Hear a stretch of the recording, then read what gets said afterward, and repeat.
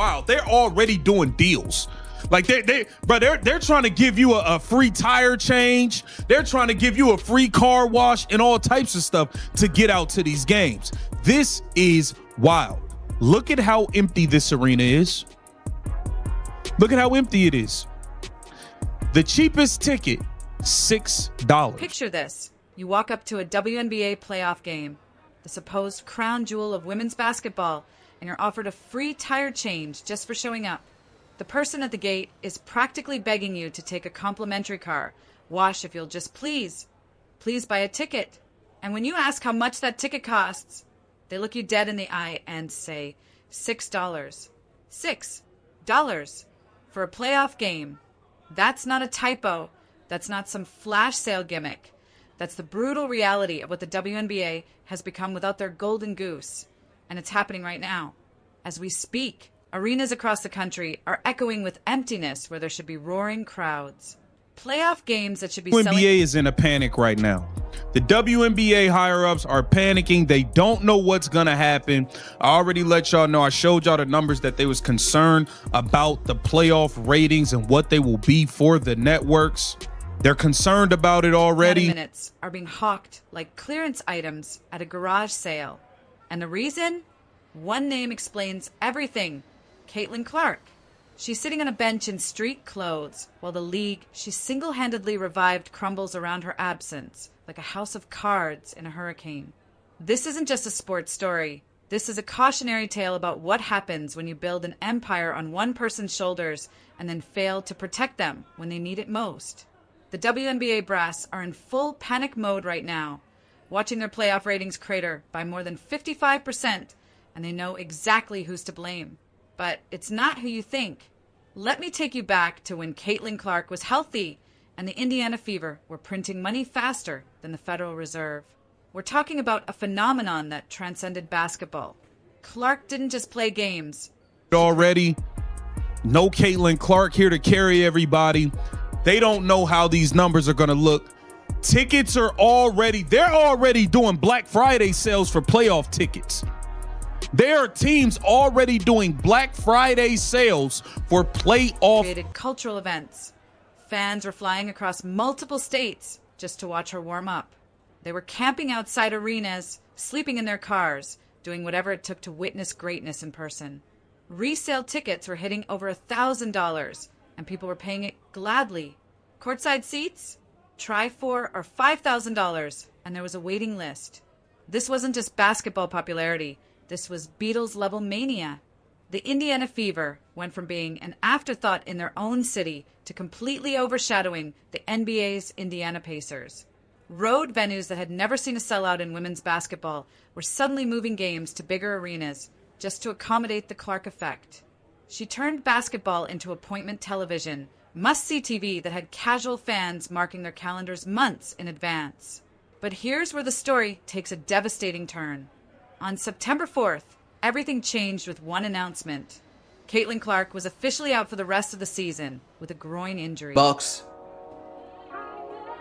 I don't know what they're going to lie about as far as attendance goes. We're going to get into that momentarily. There are tons of tickets, hundreds of tickets available, if not thousands of tickets still available for tonight's game at a cheap price of a hoagie. And just like someone had flipped a switch, the magic disappeared overnight. The energy evaporated so fast you could practically hear the air being sucked out of arenas across the league. Let me paint you a picture of just how dramatic this collapse has been. Last year, when Clark was healthy and dominating, the cheapest ticket to see the Indiana Fever in their playoff matchup against the Connecticut Sun was $133. Today, as we speak, you can walk into that same playoff atmosphere for $6. $6 gets you through the turnstiles to watch what's supposed to be the pinnacle of women's basketball. That's cheaper than a Chipotle burrito with extra guac. That's cheaper than parking outside the arena. Hell, that's cheaper than most people's morning coffee run. But it gets even more shocking. Those aren't just nosebleed seats in the rafters we're talking about.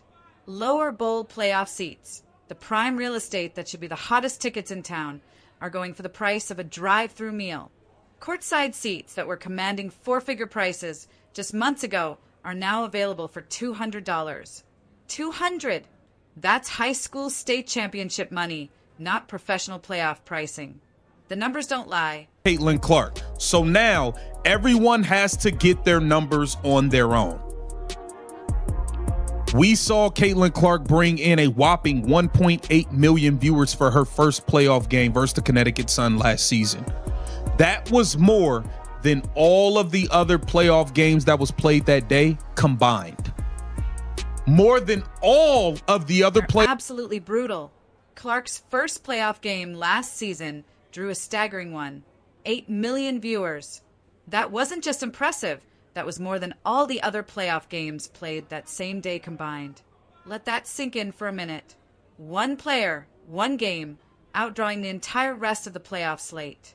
When she was healthy and playing, Fever home games were averaging over 17,000 fans, shattering attendance records left and right.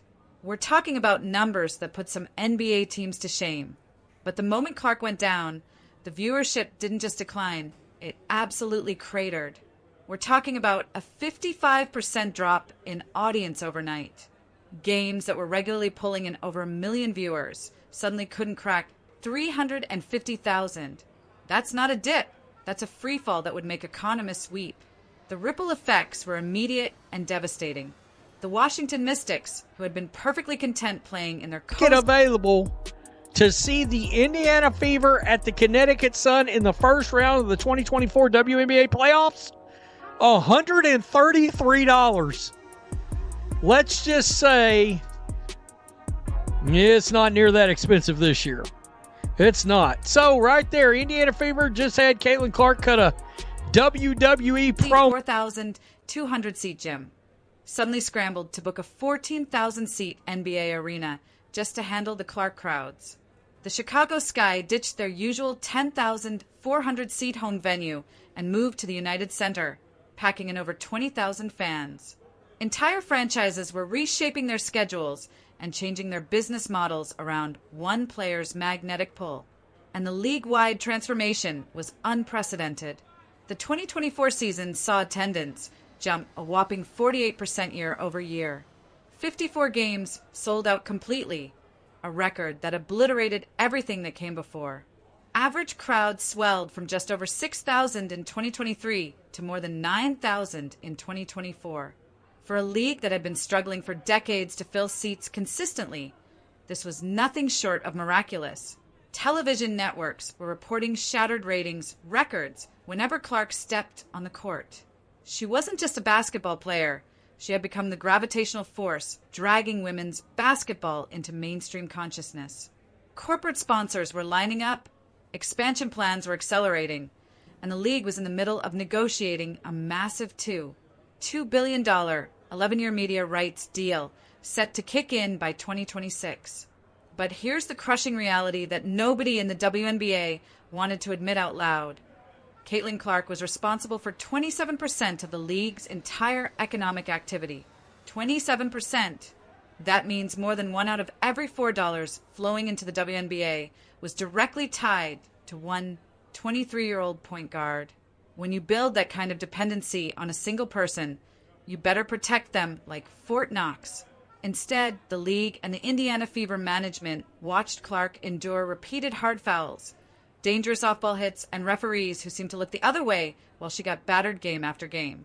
Every time she missed games earlier in the season due to those nagging injuries, the drop in attendance and viewership was immediate and obvious. That should have been the wake-up call. That should have been the moment when everyone realized they were sitting on the most valuable asset in women's basketball and needed to handle her accordingly. Instead, they pushed her through injury after injury, praying her body would hold up while completely ignoring the warning signs.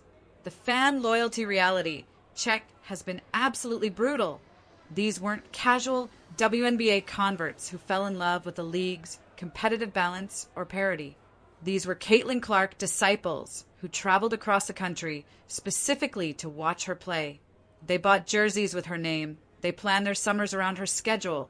They made her games into family events. But the second she was definitively ruled out of the postseason, they voted with their wallets, and the verdict was swift and merciless. Fans who once camped outside arenas just to watch Clark warm up are now scrolling past $6 playoff tickets like they're expired coupons. The same people who were willing to pay premium prices to be in the same building as greatness suddenly have no interest when that greatness isn't available. The market spoke, and it spoke in the language of empty seats and rock-bottom ticket prices. What makes this even more devastating is the timing. The WNBA was in the middle of its biggest expansion phase in decades. Player salaries were under negotiation. Corporate sponsors were finally paying attention. And for the first time in league history, women's basketball had the kind of momentum that could have pushed it into the same cultural conversation as the major men's sports leagues. But then their brightest star, the player who had essentially single-handedly engineered this renaissance, was ruled out right before the playoffs. It's like a restaurant finally earning its first Michelin star, having reservations booked solid for months, only for the head chef to call in sick on the biggest night of the year. Everything they had built was suddenly exposed as being far more fragile than anyone wanted to acknowledge. The broader economic impact extends far beyond just ticket sales. Television ratings are poised to nosedive without Clark's star power. Merchandise sales have already taken a massive hit. Media coverage has shifted from celebration to crisis management. The All-Star Game, which should have been the crown jewel of the WNBA summer, saw viewership tank by 36% when Clark missed it due to injury. Even when she wasn't playing, her absence was the biggest story in the building. This collapse has revealed something the WNBA never wanted to say out loud. They need Caitlin Clark more than they've ever needed any player in their history. This isn't LeBron leaving Cleveland and watching the Cavaliers struggle. This is more dire than that. This is the discovery that your entire business model, your entire wave of momentum, and your entire identity as a league rests on the shoulders of one young woman who was left unprotected until her body finally broke down. Those empty seats aren't just disappointing, they're an indictment. They're a flashing red light screaming that this league built its entire future on a single star and never bothered to create a plan B. The WNBA's house was built on one pillar, and the second that pillar cracked, the entire structure started shaking. So here's the million-dollar question that's keeping WNBA executives up at night. Will they finally learn from this catastrophe? Will they treat Caitlin Clark like the generational superstar she is, not just in marketing campaigns, but in actual protection on the court and real investment in her long-term health? Or will they keep pushing talented players past their limits, praying they hold up while risking everything the second they don't? Because right now, as playoff games struggle to fill half their seats and tickets are being sold for pocket change, the lasting image of what should have been the WNBA's golden era is being written in real time. And unless the league drastically changes course, those empty seats at Gainbridge Fieldhouse aren't just a temporary embarrassment. They're going to become the permanent symbol of the greatest missed opportunity in women's sports history. The justice for Caitlin Clark isn't just about one player getting the respect she deserves. It's about an entire league finally waking up and realizing that when you find lightning in a bottle, you don't leave it sitting unprotected in a thunderstorm. The WNBA had their golden goose, and they treated her like just another bird. Now, they're paying the price, one empty seat at a time.